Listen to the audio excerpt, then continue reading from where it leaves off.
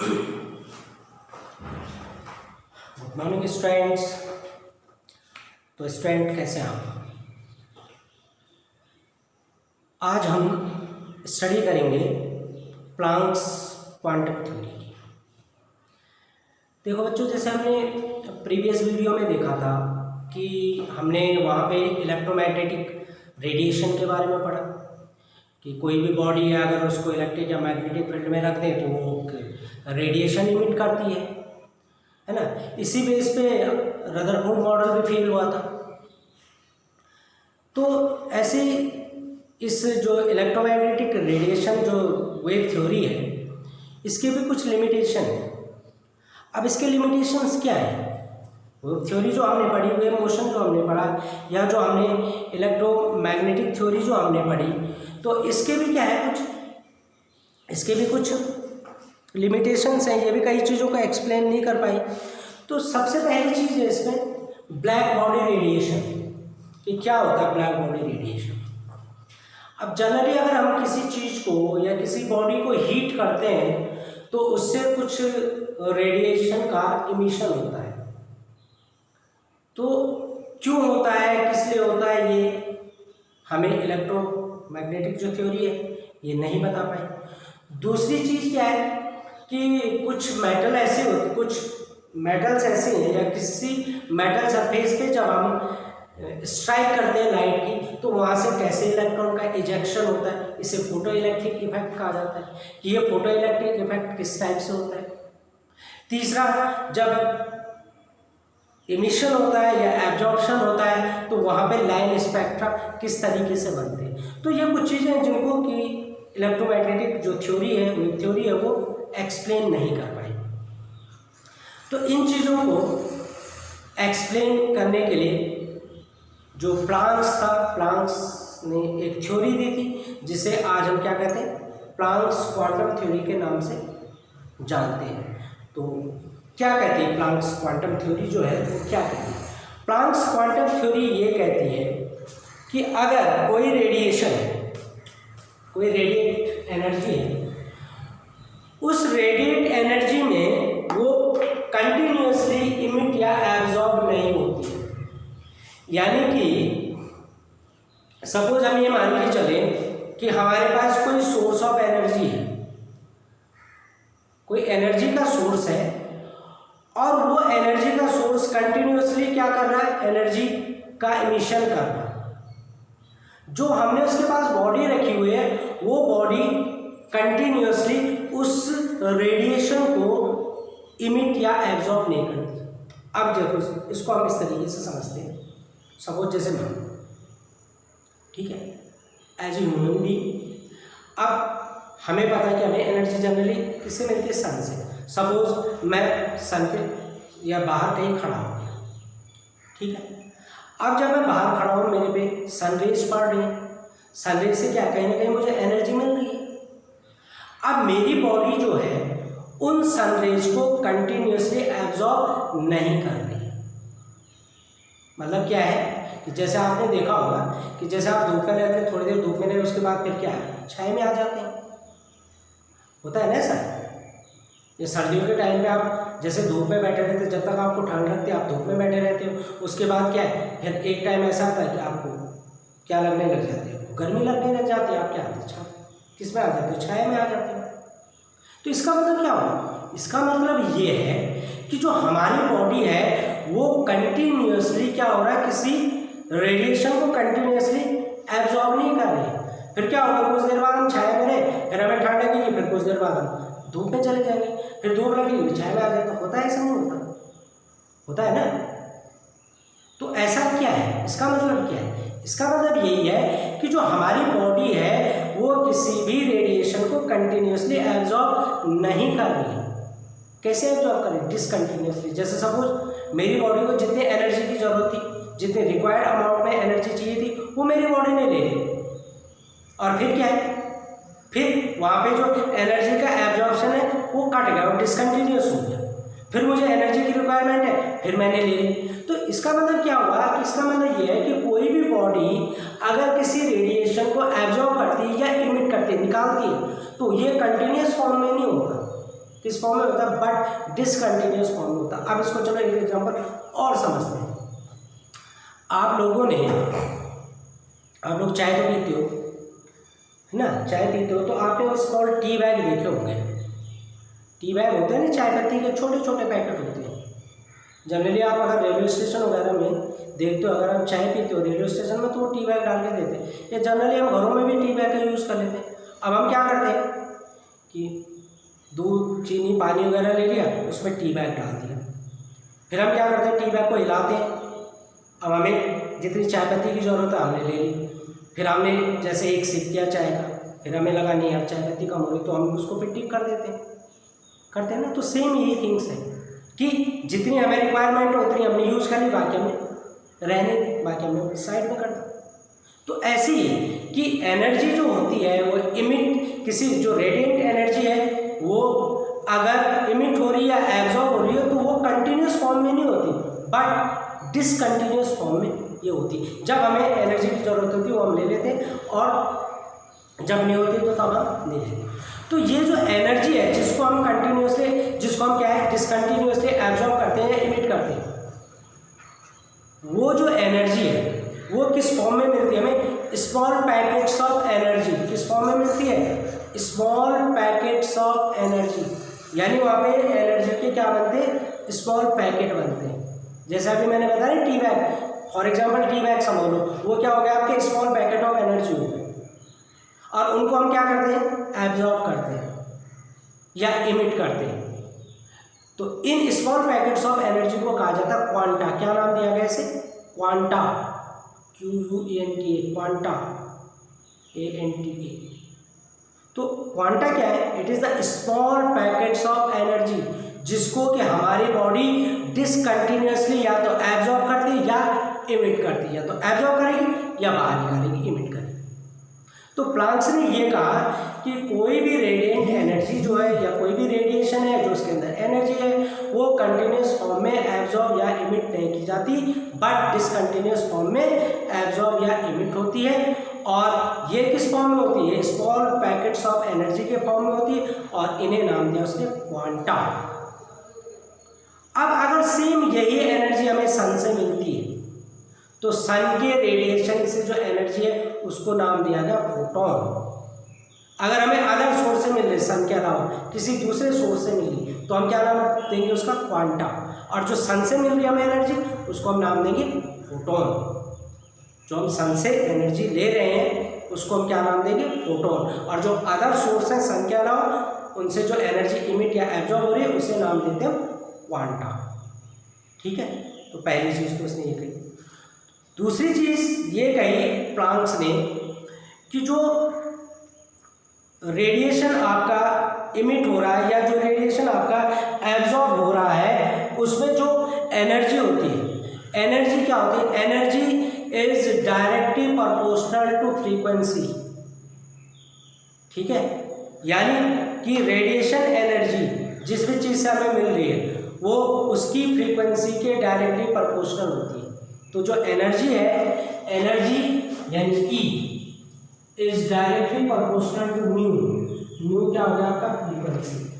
तो E हो गया आपकी energy is directly proportional to frequency. तो फ्रीक्वेंसी किसकी, जो पर्टिकुलर रेडिएशन जो आ रहा है उस रेडिएशन की जो फ्रीक्वेंसी है, ठीक है, तो फ्रीक्वेंसी ऑफ रेडिएशन, तो energy is proportional to frequency of radiation की वजह से, फ्रीक्वेंसी ऑफ रेडिएशन।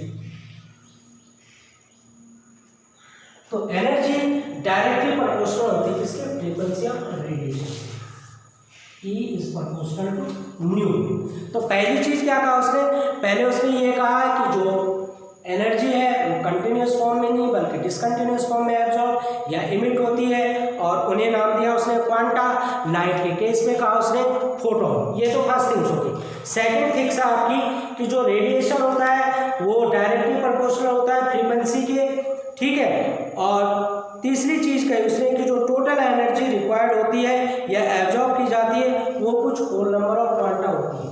तो अगर हम इस फॉर्मूले को कहें, E प्रोपोर्शनल का साइन लगा रहे हैं इक्वल टू H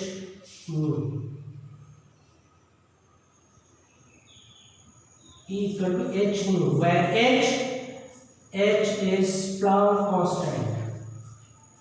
Planck's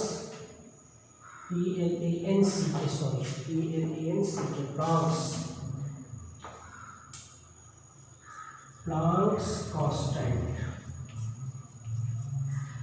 और जो h की वैल्यू होती है 6.6 इंटू 10⁻³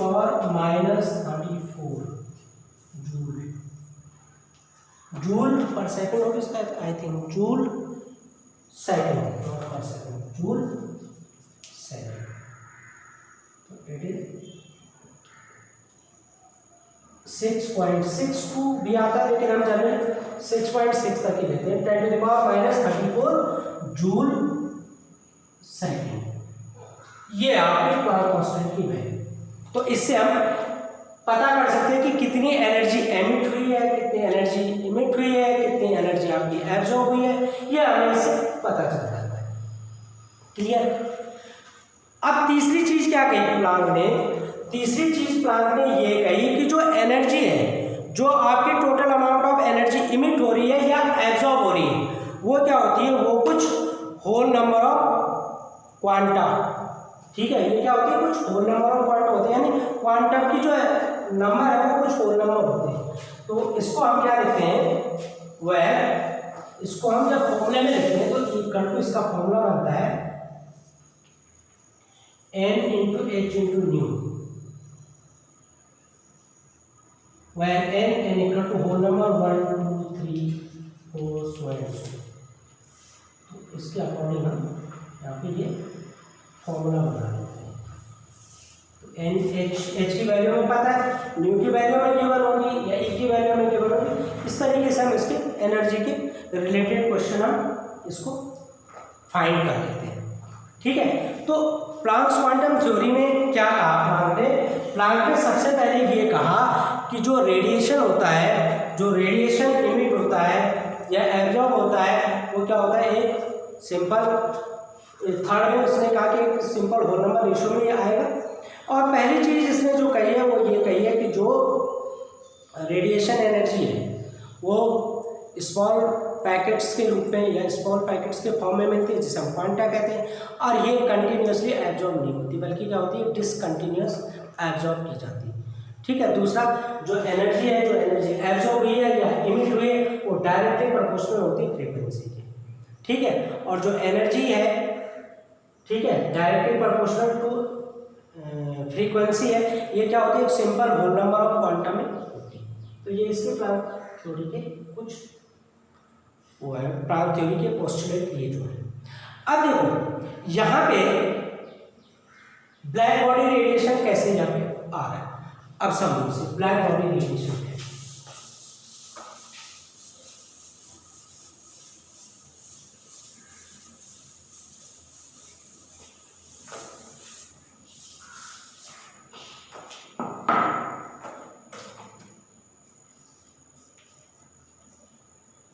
ब्लैक बॉडी रेडिएशन।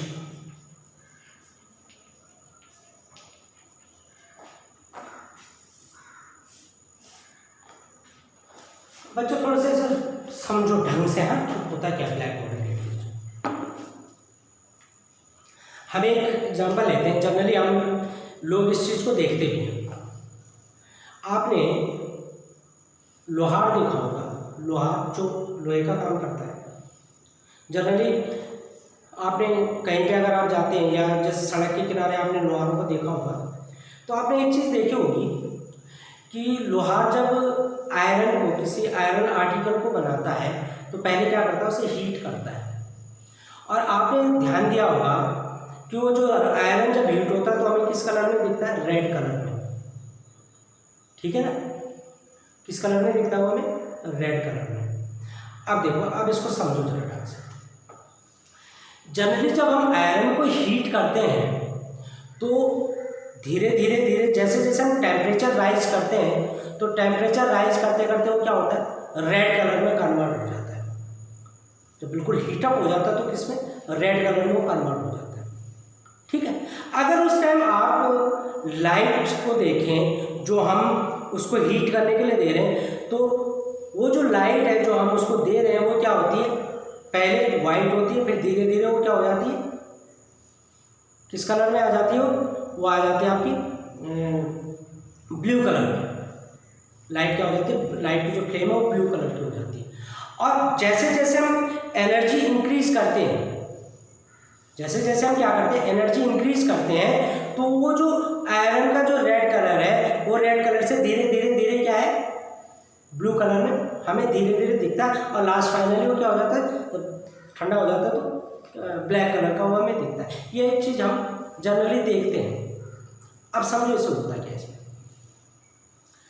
जब हम एनर्जी इंक्रीज करते हैं या टेम्परेचर राइज करते हैं, तो जब टेम्परेचर हम मैक्सिमम राइज पे ले जाते हैं तो वहाँ पे बॉडी है, वो जो आयरन नेल्स है वो क्या है, कुछ जो रेडिएशन है वो इमिट करता है, कुछ रेडिएशन को क्या करता है, इमिट करता है।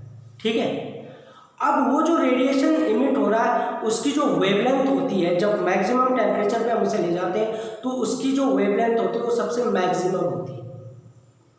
अब सबसे मैक्सिमम सबसे ज़्यादा जो वेवलेंथ होती है वो किसकी होती है, वो रेड की होती है। इसीलिए आयरन आर्टिकल हमें क्या दिखता है, उस टाइम रेड दिखता है। और धीरे धीरे क्या होता है कि ये रेडिएशन क्या होता है, धीरे धीरे जो वेवलेंथ है वो धीरे धीरे क्या होती है, डिक्रीज होना शुरू हो जाती है। और जो ब्लू फ्लेम हमें दिख रहा है वो किसका दिखता है, वो सबसे शॉर्टर वेवलेंथ का दिखता है। तो इसका मतलब क्या हुआ कि हायर वेवलेंथ से और शॉर्टर वेवलेंथ पे क्या आ रहा है, वो रेडिएशन आ रहा है। यानी उस रेडिएशन की जो वेवलेंथ है हायर से शॉर्ट की तरफ धीरे धीरे कम होती जा रही है। तो हायर हमें रेड दिखा और धीरे धीरे वो क्या हो गया, ब्लू फ्लेम में कन्वर्ट हो गया। तो ब्लू का जो वेवलेंथ है वो क्या होता है, सबसे शॉर्ट होता है। तो इसका मतलब क्या हुआ, इसका मतलब ये है कि जो रेडिएशन है, ठीक है, वो रेडिएशन क्या हुआ, फॉल हुआ है। तो अगर हम देखें किसी आइडियल बॉडी में कि अगर कोई आइडियल बॉडी हो, उसे आइडियल का मतलब होता है कि जो हर चीज़ को एब्जॉर्ब कर लेती है या हर चीज़ को इमिट कर लेती है। ठीक है, तो जो आइडियल बॉडी होती है, आइडियल बॉडी अगर किसी रेडिएशन को इमिट या एब्जॉर्ब कर रही है, ठीक है, तो वो हर तरह की फ्रीक्वेंसी के रेडिएशन को एब्जॉर्ब या इमिट करेगी। यानी अगर कोई बॉडी हर तरह के फ्रीक्वेंसी के रेडिएशन को इमिट या एब्जॉर्ब कर रही है तो वो क्या होती है, वो बॉडी एक आइडियल बॉडी होगी। और इसे हम क्या कहते हैं, इसे कहते हैं ब्लैक बॉडी। और जो इससे रेडिएशन इमिट होता है या रेडिएशन एब्जॉर्ब होता है उसे कहा जाता है ब्लैक बॉडी रेडिएशन। तो जनरली जो काजल होती है ना, काजल आप लोग जैसे गर्ल्स मोस्टली आंखों में लगाती हैं काजल को, तो काजल का जो ब्लैक बॉडी रेडिएशन होता है लगभग 96% होता है। यानी काजल क्या है, is a good black body radiator. यानी वो लगभग 98% तक की जो फ्रीक्वेंसीज है उनको एब्जॉर्ब कर लेता है, 96% तक फ्रीक्वेंसीज को। यानी हर तरह की जो वेवलेंथ है उनकी वेवलेंथ या उनकी फ्रीक्वेंसीज को, हर तरह के रेडिएशन की फ्रीक्वेंसीज को एब्जॉर्ब कर लेता है। तो क्या है, काजल। ठीक है ना। तो जनरली जो आंखों में काजल लगाया जाता है उसका एक साइंटिफिक रीजन ये भी है कि पूरे रेडिएशन को क्या कर लेता है, एब्जॉर्ब कर लेता है। ठीक है बच्चों, तो इसे कहा जाता है ब्लैक बॉडी रेडिएशन। तो क्या होता है ब्लैक बॉडी रेडिएशन कि कोई अगर बॉडी सारी फ्रीक्वेंसीज को क्या कर रही है, सारे रेडिएशन की जो फ्रीक्वेंसीज है उनको एब्जॉर्ब कर लेती है या इमिट कर लेती है, तो उस बॉडी को क्या कहा जाता है, ब्लैक बॉडी कहा जाता है। और उस रेडिएशन को कहा जाता है ब्लैक बॉडी रेडिएशन। ठीक है ना। तो ये है आपका ब्लैक बॉडी रेडिएशन। क्लियर बच्चों। अब हम नेक्स्ट टॉपिक में एक चीज़ और करेंगे, फोटो इलेक्ट्रिक इफेक्ट करेंगे और 2-4 इसके क्वेश्चन देखेंगे। Okay, then good bye.